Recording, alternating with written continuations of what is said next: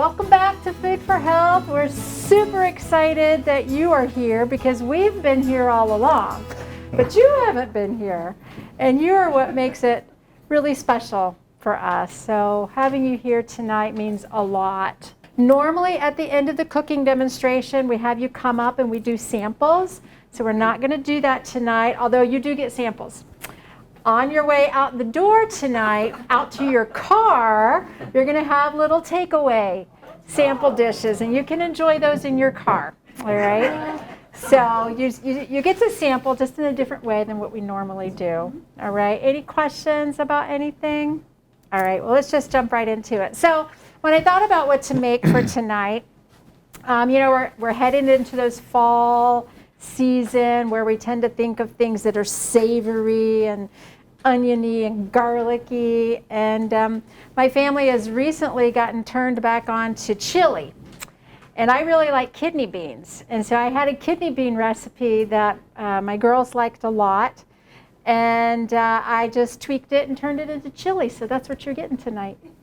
So we're going to start off by making our own chili powder. Why? Because a lot of chili powder that's out on the market today has stuff in it that's really not too exciting. A lot of preservatives. Some of them actually have colors added, red number whatever, blue number whatever. Some of them have chilies that we don't know where they came from or what they are, or that sort of thing.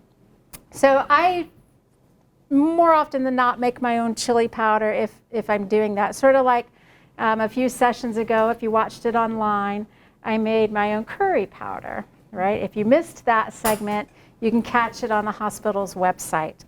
So tonight we're going to do chili powder, and I use a coffee grinder. Not everybody does. You can mix the seasonings without grinding it, but I like to grind it. And once you make this, put it in an airtight container. I just keep it in a tiny little mason jar, and it'll keep up to a year. I use it a lot, so it doesn't keep up to a year because we go through it, but you can do that. So we start off with about 2 tablespoons of sweet paprika, and then a teaspoon and a half of garlic powder.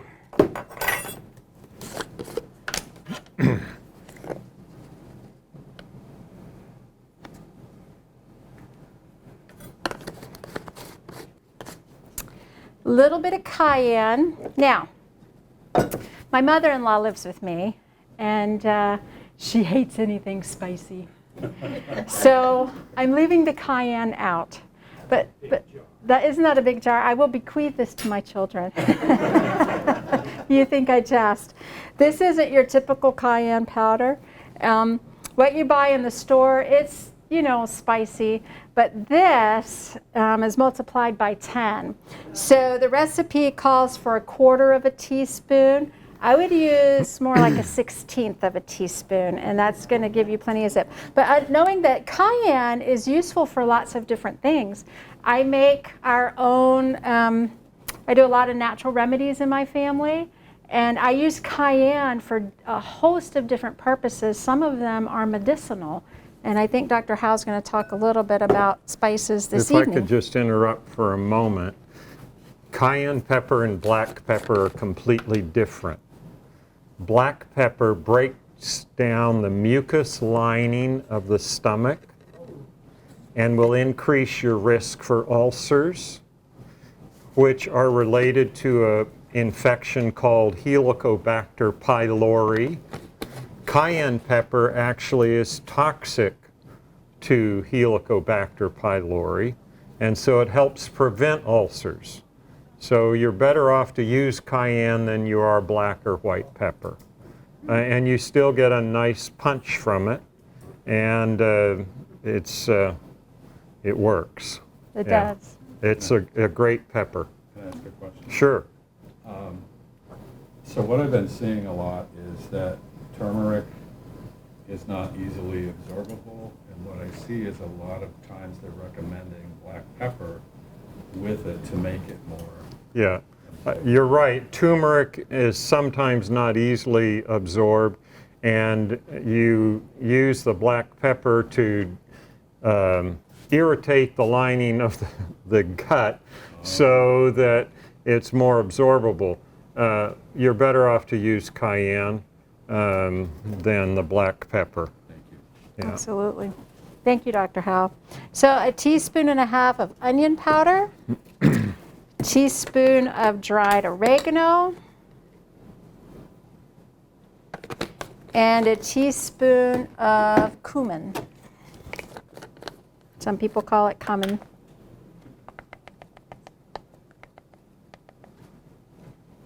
And that's it. Now I will grind it up in my little coffee grinder here.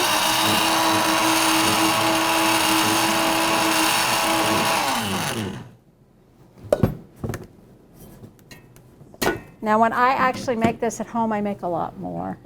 But most people don't go through stuff as much as I do. I tend to cook a lot, but you can see how much that made, you know. So for the average person, that's probably enough. And you can keep that in a little jar, airtight container, and it's a great little thing to have available. Okay, so on to our kidney beans. So we're going to use an onion. You can use any kind of onion. It's actually best if you can mix onions. So the recipe calls for purple onion, and that is what I'm using for tonight.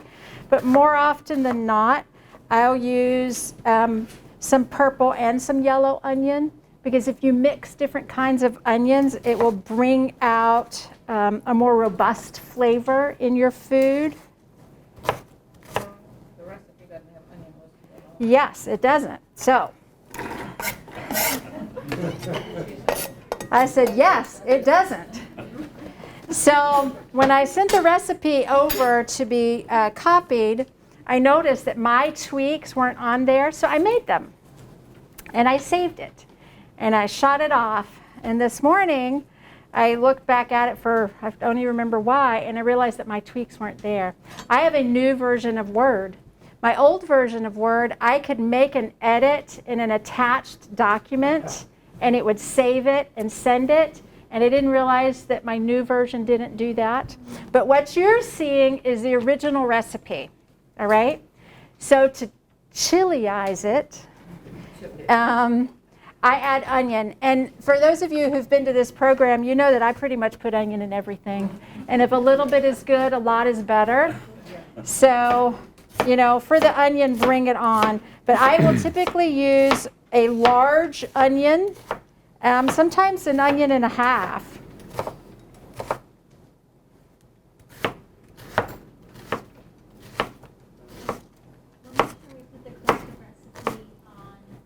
It is. I sent it. Yes. So you guys can make your tweaks because you're here. The next thing that we're going to use is a bell pepper. Now, you'll notice when I pull this pepper off, there's pepper attached, right? Sometimes I'm really picky and I'll pick it off.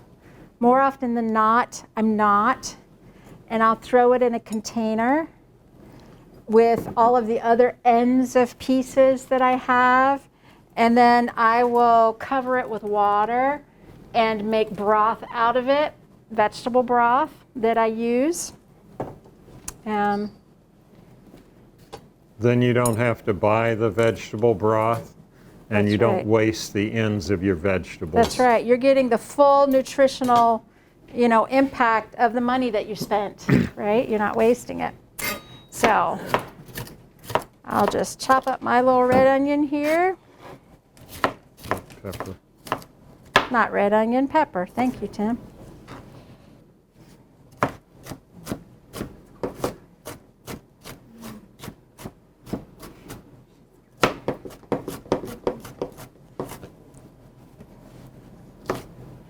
Alrighty. And I have been known, our red peppers didn't do so hot in the garden this year, but our green peppers did okay. So although I prefer red pepper in this recipe, my garden produced green peppers. So that's what has gone into a lot of our dishes this summer. because that's what I had available. All right.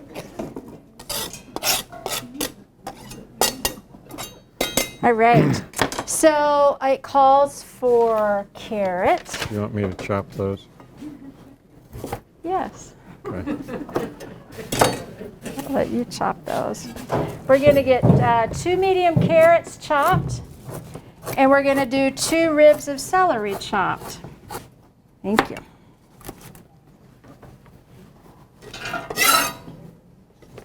That works. Thank you. So when I saute, just pop it there. When I saute my vegetables, I saute them in the salt. And this calls for, I think, a 1/2 teaspoon of salt. You want this sliced? Yes, please. So I'm going to put my salt, but you'll notice I didn't put any fat in there. There's no oil in this container, right? What am I going to use? Vegetable broth. Yes, I'm going to use the vegetable broth that I made from the ends of my pepper, celery, garlic, mushroom ends, any of your residual vegetables you can use to make vegetable broth. And I'm just going to put a little here on the bottom just to keep that from sticking.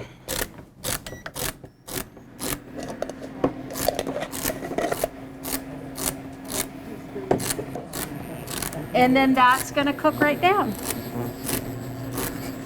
Now I'm not going to waste your time by waiting for that to cook, but you get the point, right? So these veggies are going to get nice and tender. I normally add garlic, but I left the garlic sitting on my counter at home. I typically add quite a bit of garlic in all of my recipes. Part of it is because it helps me to keep my blood thin. The other part is it just tastes really good, right? So. And garlic is very easy to grow. And once you've grown garlic, you never want to buy it again. It's wonderful. Just remember, if you're going to grow it, you plant it in October.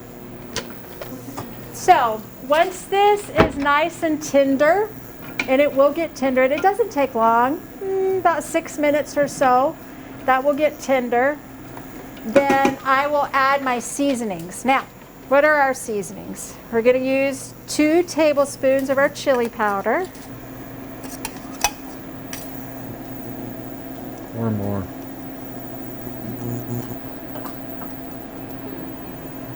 A little is good, a lot is better. We've got our chili powder, 2 teaspoons of cumin.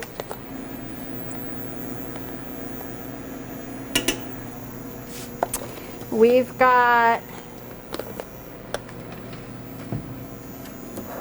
I do cheat on this one a little bit and use smoked paprika.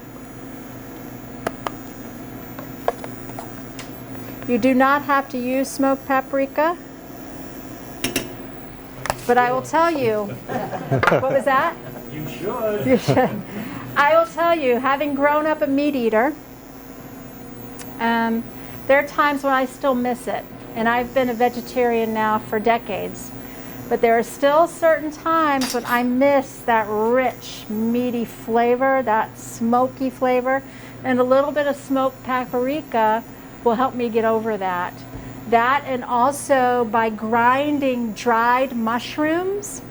If you get a hold of some dried mushrooms, which you can find in the produce section of your grocery store, they're usually in a little baggie.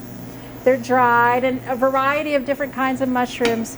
I will put those in my coffee grinder and grind them down to a powder, and that will help food to take on a slightly beefy flavor, and that helps me too. Fortunately, I've been away from meat so long that I really don't miss it. But occasionally, and there are certain dishes that I kind of do, and this is one of them. And then we use oregano, teaspoon of oregano. And what we're going to do here is we're just going to let this simmer in with our tender sauteed vegetables until that aroma comes. And once that aroma comes, then you can add the rest of your ingredients. So we're going to add a large can of diced tomatoes. If you have tomatoes in your garden, by all means use them. I would remove the skins. I don't normally remove the skins from my tomatoes, but in this instance, I would remove the skins because if you don't, it'll make it bitter. So we've got our tomato, and then we've got our beans. Now, here's the deal with the beans. I very rarely ever use canned beans, all right? They're expensive. Even if it's 99 cents a can, you know, I got this whole pound of dried beans, which when it's soaked is gonna double in size for not much more than that, right? So it's very rare that I use dried beans. It's very rare that I use canned beans. I typically always use dried beans. And what I did is I just took them out of the package, I washed them well, I put them in this pot, I covered them with a lot of water, and they sat overnight. And then this morning, I poured that water off, and then I washed the beans really good again, and then I covered them with about that much water, and I cooked them. Now I will tell you that I cooked them in my Instapot today because it's faster. I do find that if you will slow cook them, either in a slow cooker or on your stove, that the flavor is a little richer. When you pressure cook them, any kind of bean, it just kind of seems to be not quite that full flavor. But I often do pressure cook them, frankly, just because of the time savings. I don't have time to watch them, or I need them faster, or whatever. So that's what I did. Now here's another thing. So for this recipe, I want these beans without the juice. So I'm just gonna pull them out and pull the beans in. But when I do that, I've got all this amazing nutrient-rich kidney bean juice. You know, I don't want to throw that down my sink because, you know, that's a lot of nutrition that can be used for other things. So what I do is, actually at home, I have a 4-cup measurer, and I put a little sieve right over it. And I will pour the juice right out over that sieve into that 4-cup measuring. And then I've got that juice that I use, I call it juice, that liquid.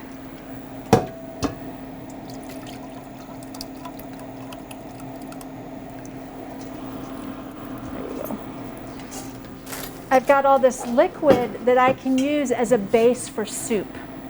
All right. There have been times when I haven't used it. I haven't needed it. I wasn't making a soup. I don't make a lot of soups in the winter time. And so I have poured it into ice cube trays and frozen it. And then I have a Ziploc baggie in my freezer with little ice cube of corn water that I cooked corn in, or bean juice that I can use to saute without oil, or I can use as a base for a soup or whatever, right? Instead of pouring this down the drain to feed my sewer, I'd rather feed my family, right? With the nutrition. There's no need to waste it. It can be useful. So the next thing we're gonna do is we're gonna add a couple cups of vegetable broth. Now, if you don't have vegetable broth, you can use water. And if I do use water, if I really don't have vegetable broth, I don't buy it. I will just use water, and then I'll add a little bit of onion powder and a little bit of garlic powder, sometimes a little bit of salt to make it taste like broth, right? And then I'll use that. But this is from the scraps in my kitchen.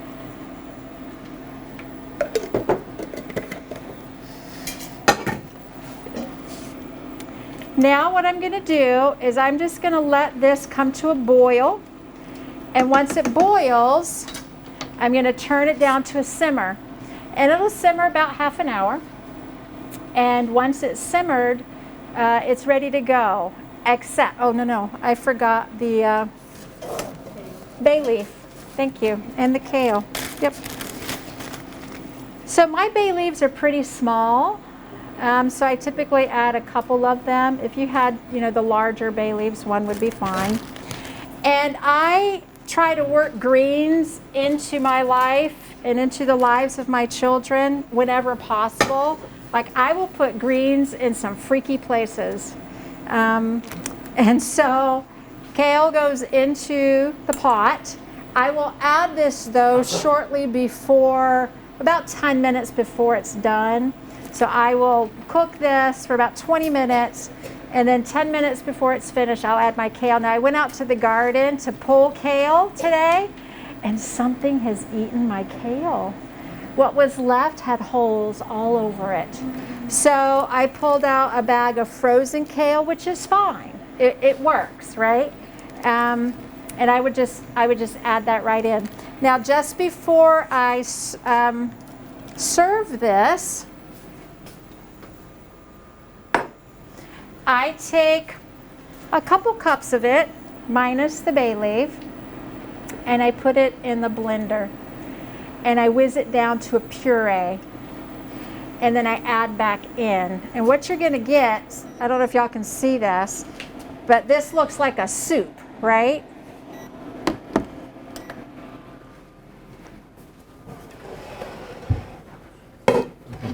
What you're gonna get when you do that looks more like chili, all right? Without having to cook it for hours and hours and hours to have everything break down, right? So it takes about 40 minutes from beginning to end to prepare this, but I'm not having to stand there the whole time. And then as this cooks, I don't need to stand there and stir it. I turn it on low and forget about it. 10 minutes later, I add my kale. If I don't have kale, I'll add spinach. Any kind of greens. I've been known to add broccoli if I didn't have any of the kale or spinach. Just something green in there makes it really nice. Yes, ma'am. I do cover it. Yes, yes. You don't have to, but I normally do. Yes, sir. I'd love to take a package of button mushrooms. Yes. With my blend in my food processor. Yep. And grind it up pretty fine, like Yep. little pieces. Yep. Or something that looks like something else we don't need anymore. Absolutely. And I throw it in there, and it really gives it a Absolutely. You can absolutely add chopped up mushrooms to this if you wanted to. Absolutely. I've also been known to add corn. And that adds a little bit of that, crunch to it as well. I typically use frozen corn, always organic. I don't use corn if it's not organic. Why is that? That's right. So corn is extremely genetically modified, but they use glyphosate on it, also called Roundup, which is extremely toxic, and to which some of my family members actually react, myself included at times. So I always use that. You also have to be careful with glyphosate as it relates to wheat, because even if it's not genetically modified, they use the glyphosate to dry the wheat in the harvesting process. It's glyphosate, not glyphosate. Yes. But they use it in potatoes to dry the potatoes so the skin will harden, and in wheat to kill the plant so the grain will be harvestable sooner. They use it in corn as well, and in soy. And whenever possible, I recommend you avoid glyphosate or Roundup, which is, glyphosate is in Roundup. And we can talk more about that later if you wish. So at this point, once it's finished, it goes in a bowl. And I will frequently just chop up some avocado, put that in a corner of the bowl, slice a couple slices of lime on the corner of the bowl, and a few little sprigs of cilantro, because those are additives that people often enjoy. If I'm serving it to a group and I don't know what they want, then I have those in a bowl and people can add it as they wish. And some people like additives, some people just like the plain chili the way it is. But there you go.